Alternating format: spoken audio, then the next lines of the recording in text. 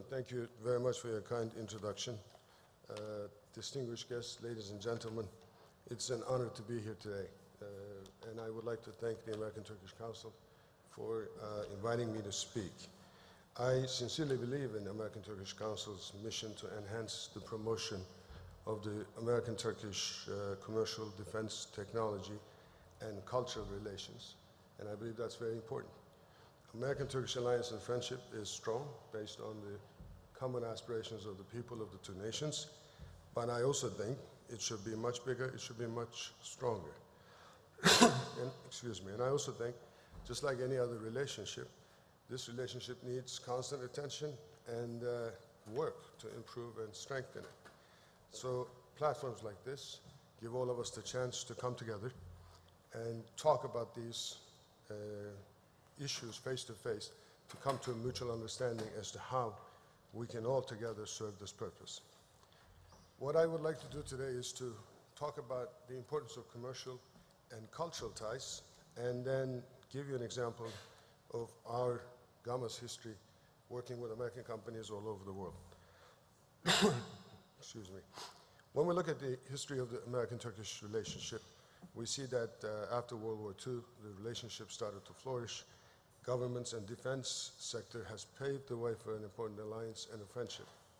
And along the way, businesses joined, cultural events started taking place, and those actually improved and strengthened the relationship.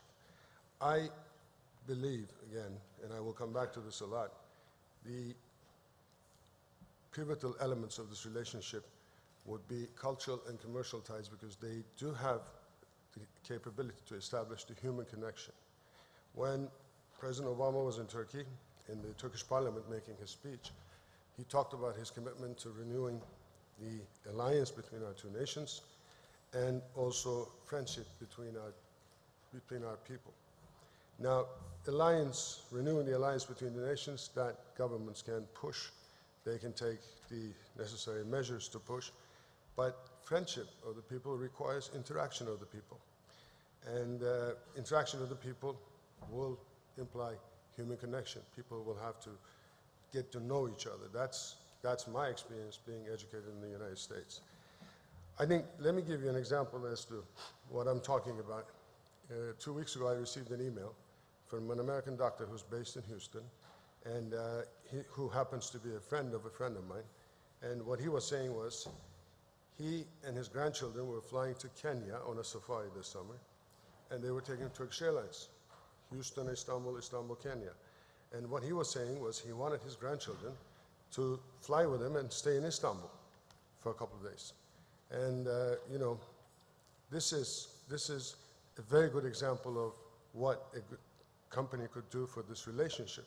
Turkish Airlines making it possible for a lot of Americans and Turks to visit each other's countries, talk to each other, get to know each other, and start to friendship. Another example would be the American innovation represented by the likes of Facebook, Twitter, and Instagram that help establish friendships. The Y generation calls it networks, not friendships anymore, but regardless of what you call it, people follow each other, people get to know each other, and in the process, you learn about each other's cultures, and you become familiar with each other. Students who come to the US to study, I think that's also a very pivotal element in this renewing the friendship between the people of our nations. I would guess around 15,000 students every year from Turkey come to the US to study. And these people actually represent the future of this relationship, because these people establish friendships, they understand the culture, and in the future, when we need to improve and strengthen this relationship more, these people will be there. And I happen to know this very well because I was one of those students. So the human connection, and I will get back to this again, but as far as the governments renewing the alliance, I think as a businessman, I think the government has certain things that they need to do. They have domestic agendas, issues they need to attend to. So there will always be ups and downs in the governments, the way they, excuse me, the way they handle this relationship. There may not be constant attention to this all the time. So this makes the cultural and commercial ties, again, much more important. When I talk about the governments, I look at Turkey this last year in volatility, instability in the markets, 2 elections, one happened, one is going to happen this summer. I think the government's agenda is fully domestic issues. Domestic issues dominate the government's agenda, and it will continue to do so for the rest of the year. So when I look at the US side, domestic issues again on the US side. President Obama's plate is full with a lot of issues, domestic issues. So, but when I talk about Turkey and the volatility and the instability, I also would like to make the point that when you step back and look at this, look at what's happening in Turkey, what we really, thank you so much.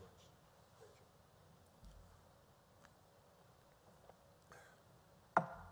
What we're really talking about is democracy and the economy, the 2 common pillars of the common values that we share. For me, regardless of the outcome, the most important aspect of the last elections held in March was the fact that 90% of the eligible voters have turned out to vote. This is a very strong indication that Turkish people take democracy seriously, they own and protect their rights to vote. This is also true for the principles of the free market economy. And I, again, believe that no matter what happens, volatility and stability in the short term, the prospects that Turkey offers in the long term are still immense. And Turkey is an important, will continue to be a very important ally in the long term.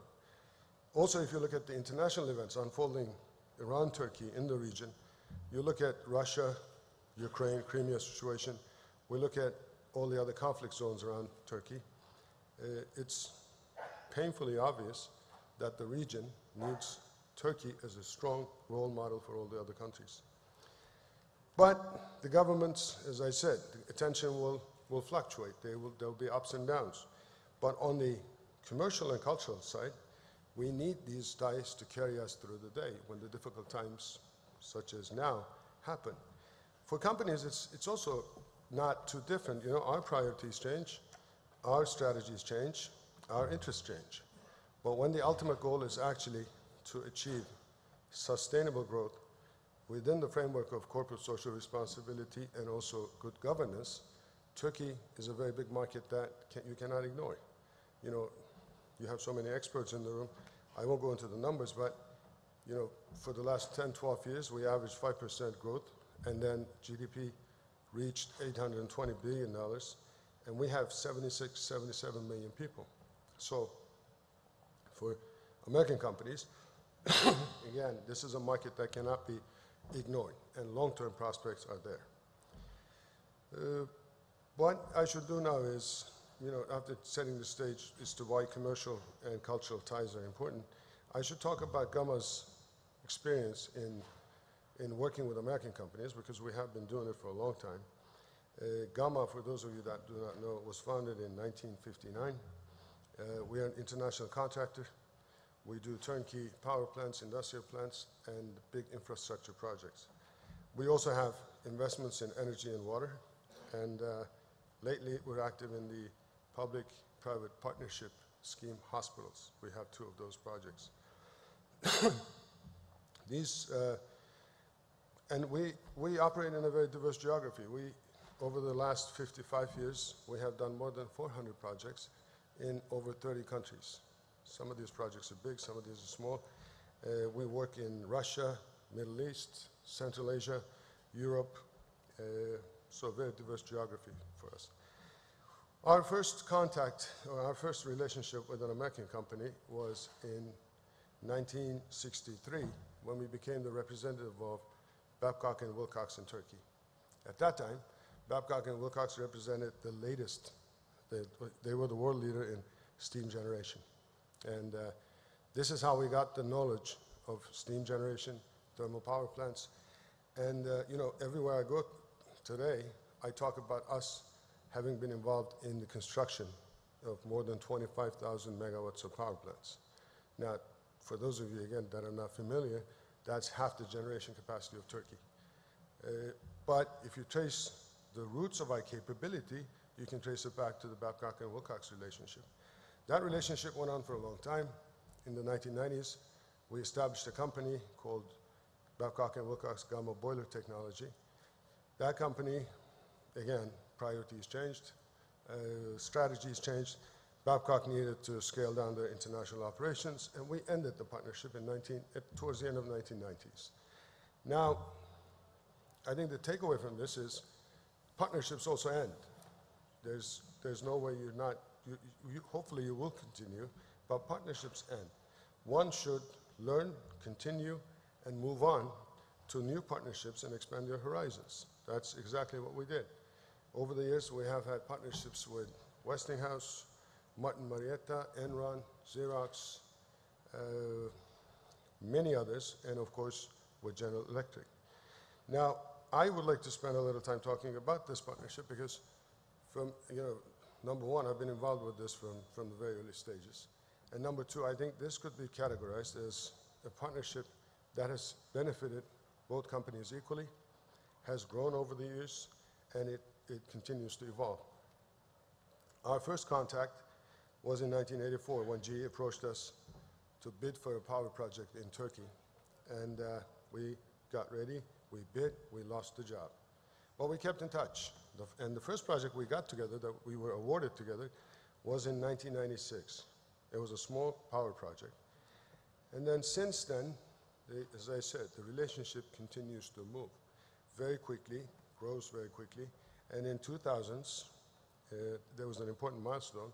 We as GAMA won a power project in Ireland, which we built, and we're selling power to the Irish market, and we still own that. And this was a fast-track project. It needed to happen very quickly. So we turned to GE. We said, would you be our partners in building this power plant?